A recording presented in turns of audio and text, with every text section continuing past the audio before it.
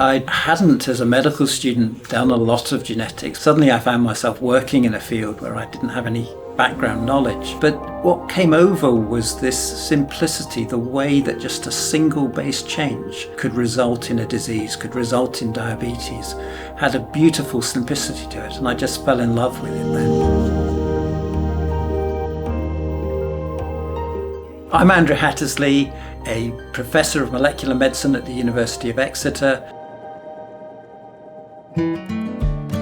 What has been great for me is that I've been able to live in Devon whilst doing science at the highest level. And Devon is a very special place. Beautiful coastline, moors, historic buildings, and I'm able to get out on my bicycle and see the countryside. I'm able to get out on my boat and sail on the waters. It's a very special place to live as well as to work.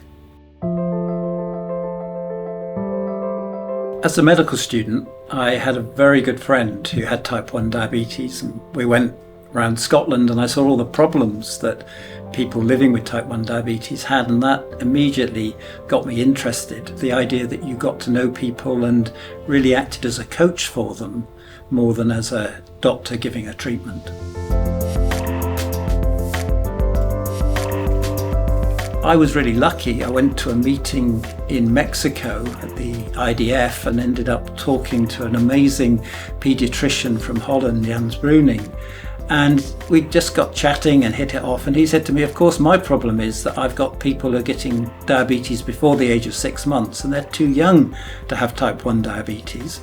But it must be genetic, and I just don't have anybody to help me try and find the cause of this diabetes. And then Anna Gloyn, a very talented postdoc from Oxford, came and worked with Sean Ellard in the lab, and it was she that discovered that the most common cause of neonatal diabetes was a change in the potassium channel.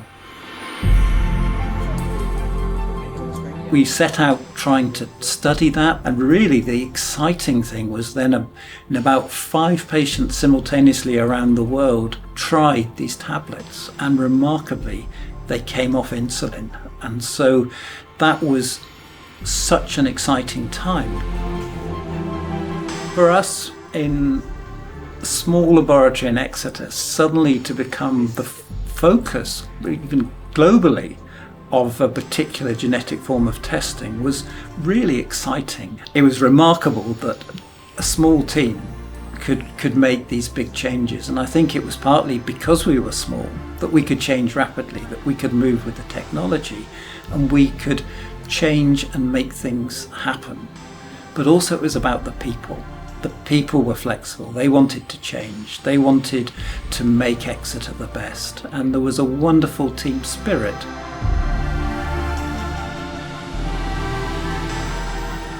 The big challenge that we had was that whilst we knew about how to diagnose MODY, and that the vast majority of doctors had never even heard of it, we needed to set up education programs. Maggie Shepherd and myself have started a podcast called 1 in 6 billion, referring to the one change in 6 billion bits of genetic information that happens when you have monogenic diabetes. And this has been a great chance to talk to patients and to scientists about the monogenic diabetes that we love.